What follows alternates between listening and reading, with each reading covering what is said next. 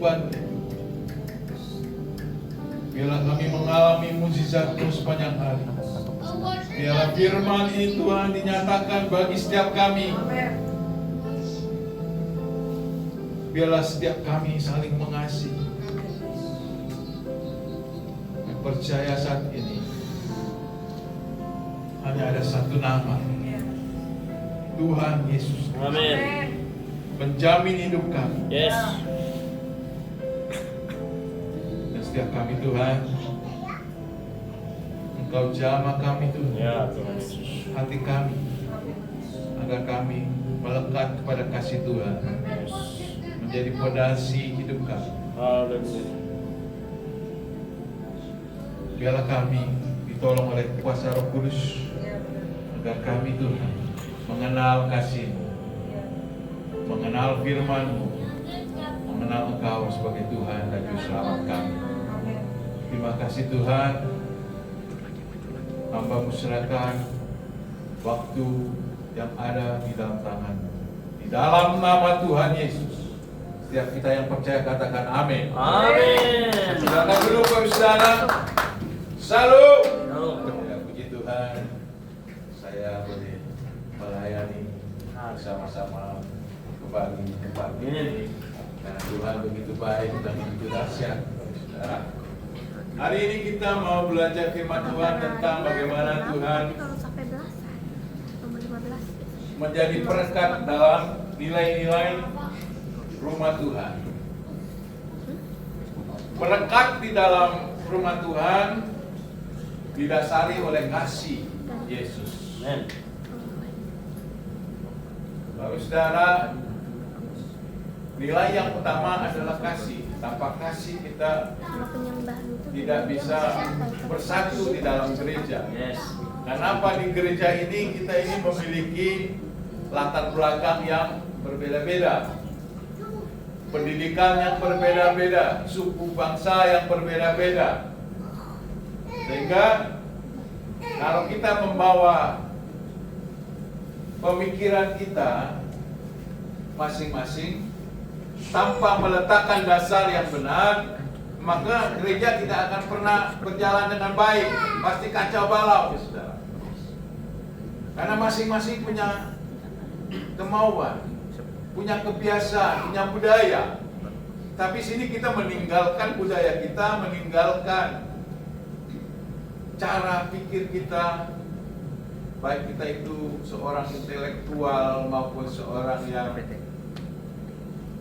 dikatakan non intelektual, tetapi kita di sini mempersatukan satu tujuan, yaitu hanya satu fondasi yang kita letakkan di dalam gereja ini, yaitu Yesus Kristus sebagai fondasi firman di dalam gereja. Sehingga saudara saya ditolong oleh Roh Kudus untuk mengerti akan makna dari firman Tuhan itu. Maka itu Bapak Saudara, hari ini kita mau belajar bagaimana perekat di dalam gereja atau di dalam rumah Tuhan. Kita buka firman Tuhan dari Kolose 3 ayat 14.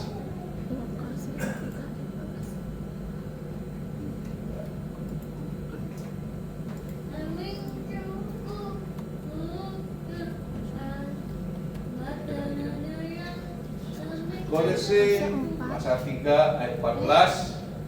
Satu ayat untuk kita memulai hari ini khotbah kita. Mari kita baca Kolose 3 ayat 14. 3, 2, 1. Dan di atas semua itu kenakanlah kasih sebagai pengikat yang mempersatukan dan menyempurnakan. Amin. Katakan amin. Amin. Kasih itulah yang merekat kita, yang mempersatukan kita, mempersatukan orang-orang yang percaya menjadi satu kesatuan yang kokoh, yaitu namanya gereja. Tanpa ada kasih, gereja ini, saya katakan di depan, tidak akan berjalan dengan baik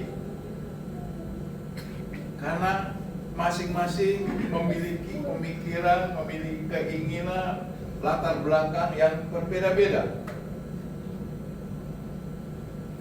Ada ikatan kasih Kristus ini yang membuat saudara dan saya satu visi, satu misi, satu kepercayaan di dalam nama Tuhan Yesus.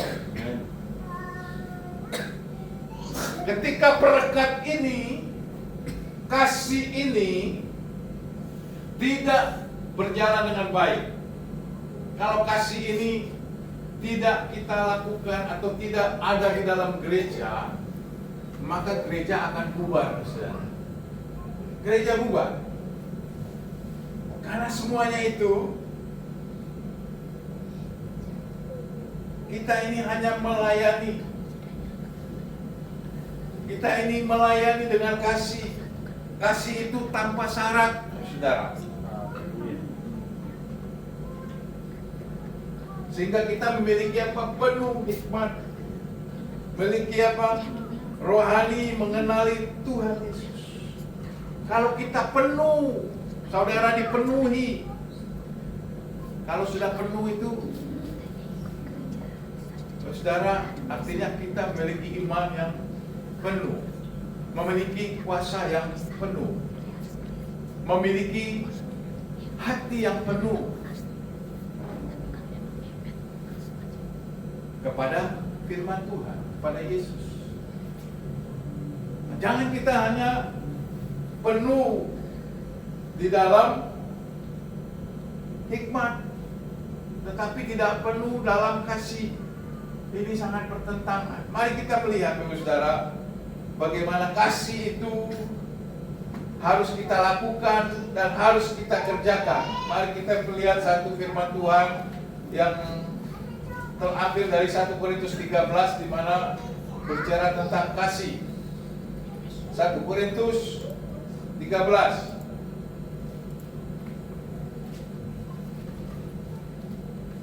1 Korintus 13, apa itu yang dimaksud dengan kasih?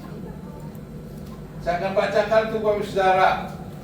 Apa itu kasih? 1 Korintus 13 ayatnya yang keempat.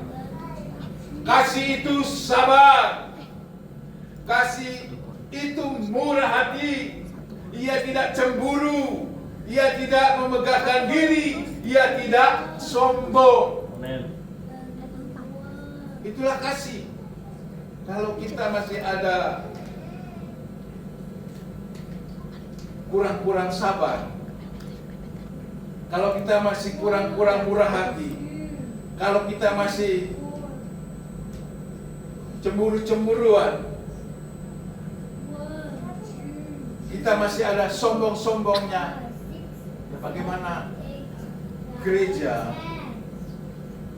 ini bisa bersatu? Bagaimana gereja ini bisa bertumbuh? Amen. Karena di dalam gereja perlu orang-orang yang melayani dengan kasih Tuhan Yesus. Mari kita mengambil bagian apa yang menjadi talenta Bapak Ibu Saudara. Kita ini satu kesatuan. Tidak ada rambut keriting, kulit hitam, kulit putih, mata sipit. Tidak ada. Kita menjadi satu kesatuan yang dipersatukan oleh kasih Kristus. Kita melepaskan atribut-atribut kita yang di belakang. Oh, saya pendidikannya sarjana, saya harus di depan dan saya harus jadi pemimpin. Tidak demikian. Kalau kita dipersatukan dalam kasih Kristus, kita sama di mata Tuhan. Amen.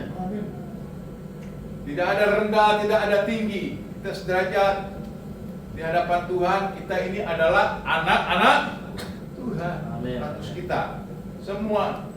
Tidak ada yang namanya anak tiri. Tidak ada. Semua anak Tuhan. Itu status kita. Maka itu yang mempersatukan kita semua. maka kita tidak boleh sombong. Maka kita harus sabar. Kita harus murah hati. Amen. Jangan cemburu. Oh, Bapak Gembala ini enggak mula datang ke gereja kemarin, saya enggak disalami. Oh, enggak maulah saya lagi jadi singer. Kemarin saya tersinggung loh sama Ibu Gembala. Saya diatur-atur dia, saya dimarah-marahi karena salah. Ya ini kan untuk mendidik kita, untuk belajar terus-menerus kita, diperbaharui terus-menerus. Ya makanya kita harus belajar saling mengasihi. Itu kasih Kristus lah yang bisa mempersatukan kita. Amen. Maka kasih itu membuat kita bisa menerima apa yang kita terima. Kekurangan dan kelebihan masing-masing. Kita ini banyak kekurangannya daripada kelebihannya, saudara. Semuanya kurang. Kurang. Tidak ada yang lebih di hadapan Tuhan. Hanya Tuhan Yesus yang lebih besar. Ya, nggak ada. Siapa lagi kita ini semua? Orang-orang yang penuh dengan dosa. Dapatkah saya mengatakan saya yang lebih hebat? Hanya Yesus yang hebat. Amen. Hanya Yesus yang luar biasa. Yes. Saudara, maka itu kita saling menerima perbedaan sehingga gereja ini solid, rumah Tuhan ini solid, Amen. kuat, bersatu. Sehingga apa? Kalau kita solid, kita perhatikan dong gereja, jangan malas-malas dong datang ke gereja. Biar apinya menyala dong. Siapkah? Itu kalau sudah cinta kita kepada Yesus itu membara. Kalau gereja jam 5 ibadah, kita jam 4 sampai. Itu luar biasa, saudara. Itu saking cintanya Amen. kepada gereja, kepada Tuhan Yesus. Persiapkan hati kita untuk kita tadi lalunya, ya kan? Sudah kita nyanyikan tadi, jangan hanya di mulut saja, tapi harus di hati. Perkuatlah apa yang kita ucapkan sama dengan yang perkuatan kita. Kalau saudara sudah cinta sama Yesus, oh, kalau kita sudah cinta sama Yesus, itu kita tidak peduli lagi dengan pekerjaan kita. Kita sudah persiapkan, oh hari ini hari Minggu, saya harus datang jam sekian, sudah siap-siap. Nah, jangan malas-malas kita. Kemarin luar biasa juga Bapak Gembala ini. Waktu saya sampaikan firman Tuhan di rumahnya si Marta, saking kasihnya Bapak Gembala kepada jemaat, di teleponnya satu-satu. Ayo pada kita sudah dekat. Lalu Pak Gembala, saya ketiduran. Bagaimana? Itu kasih Bapak Gembala itu luar biasa loh, memperhatikan jemaatnya. Iya, sampai begitunya. Kalau di luar mungkin peduli kau lah, mau ibadah mau nggak ibadah. Tapi ini, begitulah luar biasanya perhatian Bapak Gembala kepada jemaat-jemaatnya. Ada yang sakit di telepon, dikunjungi, ya itu tugas Gembala, memperhatikan domba-dombanya, bukan hanya yang waktu ulang tahun aja ada makanan. Kita bondong-bondong, ya kan? Waktu sakit pun, waktu kita susah, ya diperhatikan juga sama Amin, ibu amin. kepala dan bapak kepala. Itulah kasih. Yes. Saking sabarnya itu. Karena kasih Yesus, di ayat 8 dikatakan bahwa kasih Yesus itu tidak berkesudahan. Amin. Tidak pernah habis-habisnya kasih Yesus kepada kita. Saudara jatuh, diangkat lagi. Saudara jatuh, diangkat lagi. Amin. Manusia yang jatuh di dalam dosa, Tuhan ampuni. Malaikat-malaikat Tuhan yang jatuh, dibuang, saudara. Luar biasa kita. Kita ini diciptakan serupa dan segambar dengan. Amin. Amin. Amin. Amin. Haleluya. Oh, luar biasa Tuhan Yesus. Yes. Engkau begitu dahsyat kepada kami. Oh, nggak pernah lagi ada Tuhan seperti Dia. Maka jangan cari Tuhan-Tuhan yang lain. Amin. Tuhan Yesus itu luar biasa loh. Aduh, saya bersyukur saya bisa terima Tuhan Yesus. Kalau nggak entah apa yang terjadi lah sama saya ini. Iya. Saya bersyukur sekali Tuhan begitu baik. Walaupun Dia tahu aku banyak dosa, tapi Dia pakai aku Amin. untuk melayani Dia. Kalau dihitung-hitung saya ini tidak layak ada di mimbar ini untuk menyampaikan kebenaran firman-Nya. Tapi Tuhan begitu luar biasanya Dia mengasihi aku. Amin. Dia mengasihi saya, juga mengasihi Bapak Ibu Saudara. Amin. Kalau kita dibandingkan dengan nubuatan, Tuhan dikatakan nubuatan akan berakhir, bahasa roh akan berhenti, pengetahuan akan lenyap. Tetapi kasih Tuhan Yesus untuk Amin. selama-lamanya.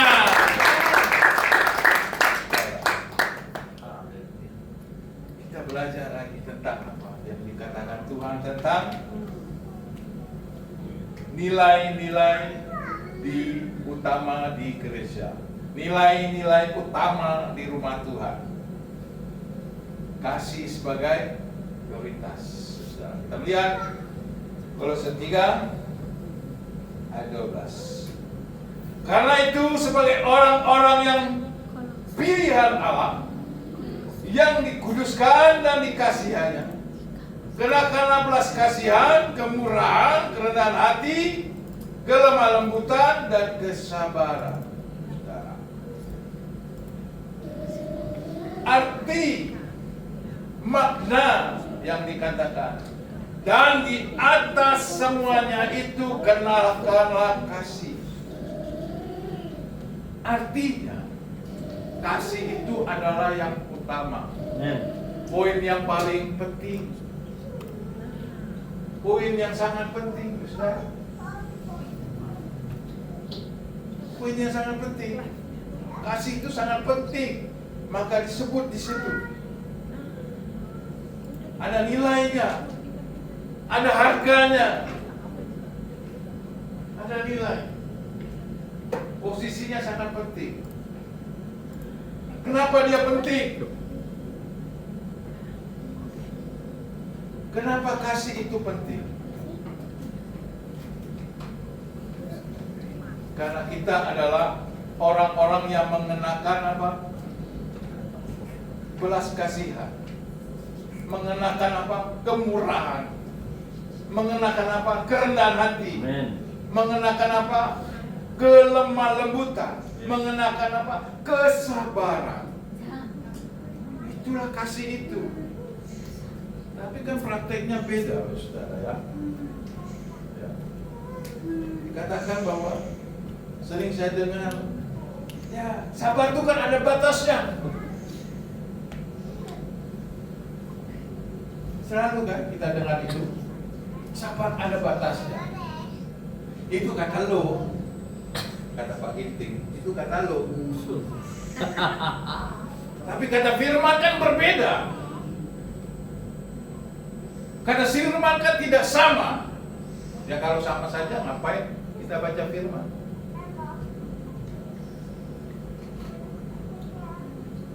Lebih baik kita ikuti dunia ini aja. Firman berkata harus sabar seperti Yesus. Harus mengikuti teladan Kristus. Itu kesabaran. Maka kalau kita terapkan ini di gereja, di rumah Tuhan, maka apa yang terjadi? Seluruh kegiatan di gereja, pelayanan gereja akan mengalami makna yang luar biasa, akan berarti bagi jemaat-jemaatnya. Tetapi kalau ini tidak kita lakukan, maka itu akan menjadi makna yang berbeda, menjadi arti yang tidak berguna bagi jemaat-jemaat. Maka itu Tuhan katakan kenakanlah kasih dalam pelayanan. Amen. Kalau kita tidak mengenakan kasih, hancur gereja. Selanjutnya apa? Nilai-nilai kasih, nilai-nilai yang harus kita terapkan di gereja. Itu adalah nilai kesatuan. Kita baca ayatnya. Katakan, dan dikasih, kenakanlah belas kasihan dan kemurahan, kerendahan hati, kelemah lembutan dan kesabaran. Sabarlah. Karena itu dikatakan sebagai pengikat. Kasih sebagai pengikat.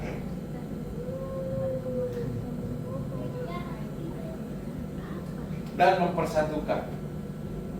Kalau kita ibaratkan kasih itu adalah sabuk pinggang kita yang kita pakai, dialah yang mengikat celana kita agar celana ini tidak kedodoran.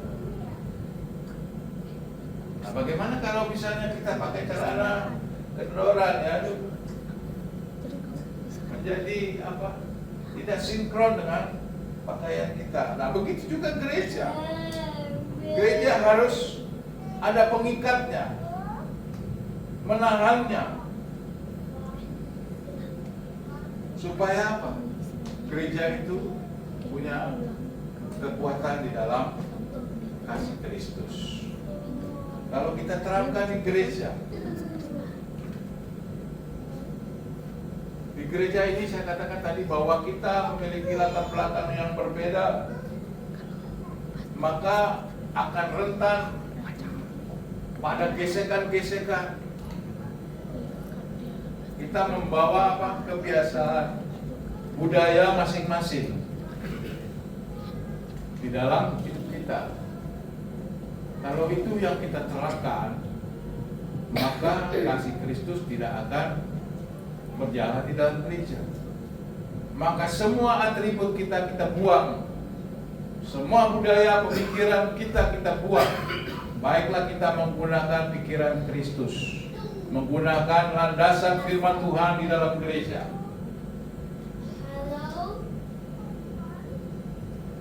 Sehingga apa? Tidak ada perbedaan. Sehingga menimbulkan apa? Melahirkan perpecahan, perselisihan. Tapi kita di sini di gereja itu saling melengkapi. Ada yang sebagai, kalau firman Tuhan katakan, sebagai mata Tuhan, sebagai telinga Tuhan, sebagai mulut Tuhan menyampaikan firman Tuhan, sebagai kaki tangan Tuhan untuk melakukan pekerjaan Tuhan dalam pelayanan. Itulah kita menjadi satu kesatuan di gereja. Tidak boleh kamu begini, kamu begini. Aduh, banyak sekali lah. Nah, itulah yang membuat gereja menjadi gereja yang mengalami gesekan. Terjadi di Korintus, Filipin, terjadi gesekan di antara jemaat, saudara. Jadi untuk itu, saudara, di dalam gereja harus juga ditanamkan nilai-nilai kedewasaan. Apa yang dewasa? Dewasa rohani. Yang masih kanak-kanak, firman Tuhan katakan makanannya yang lembut-lembut. Kalau dikasih yang keras, ngambek, pergi dari gereja. Tapi sekarang saya rasakan bahwa kita ini adalah jemaat yang sudah dewasa. Ya, saya harus kasih makanan yang keras, tapi bernutrisi, 4 sehat, 5 sempurna. Supaya apa? Ini tertanam di dalam hidup kita, dan kita tidak menjadi orang yang cengeng. Karena kita ini harus diuji, saudara. Harus diuji supaya kita lebih kuat menghadapi masalah. Ujian itu membuat orang naik kelas, bukan pencobaan. Kalau pencobaan pasti jatuh. Maka kita jangan sampai dicoba. Harus diuji oleh Tuhan. Maka iman kita akan bertumbuh dan kita akan kuat. Ya, saudara, firman Tuhan berkata bahwa menyempurnakan itu dalam bahasa Yunani aslinya teleotetos. Dalam arti kedewasaan, penuh kelengkapan atau integritas diri. Kita ini harus memiliki integritas. Jangan pelin-pelan. Sebentar ngomong itu, sebentar larat lagi, sebentar. Di dalam Tuhan tidak begitu. Kalau sekali Yesus, tetap Yesus selama-lamanya. Jangan pelin-pelan. Maka kita terapkan di dalam gereja ini, kita tegaskan sehingga jemaat bisa mengampuni. Itu yang firman Tuhan katakan dalam ayatnya yang ke-13. Bertumbuh bersama untuk mencapai suatu kedewasaan iman yang utuh. Saudara, saya ingin memotivasi kita. Apa yang hendak saudara lakukan? Apa yang hendak kita perbuat? Firman Tuhan berkata dalam Kolose 3 ayat 15. Saya bacakan dulu, saudara. Hendaklah damai sejahtera Kristus memerintahkan dalam hatimu. Pastikan bahwa damai sejahtera Kristus memerintahkan dalam hatimu. Itulah yang membuat kasih tumbuh di dalam hidup saudara. Yang kedua, hendaklah perkataan Kristus diam dengan segala kekayaannya di antara kamu, sehingga kamu dengan segala hikmat mengajar dan menegur seorang yang lain sambil menyanyi dan mazmur dan puji-pujian. Dan kamu mengucap syukur kepada Allah di dalam hatimu. Itu yang kita lakukan supaya saudara mengalami kasih Tuhan. Yang terakhir, ini yang paling dahsyat. Dikatakan dalam ayat 17. Dan segala sesuatu yang kamu lakukan dengan perkataan atau perbuatan, lakukanlah semuanya itu dalam nama Tuhan Yesus. Dalam nama Tuhan Yesus. Bukan dalam nama yang lain. Hanya satu nama. Di dalam nama Yesus kita mengucap syukur. Mari kita berdoa. Bapa, di dalam nama Tuhan Yesus kami bersyukur. Kami akan melakukan perintah-perintah-Mu. Kami akan mengasihi saudara kami. Kami percaya Tuhan, kasih-Mu luar biasa. Kasih-Mu yang membangkitkan iman kami, meletakkan dasar di atas firman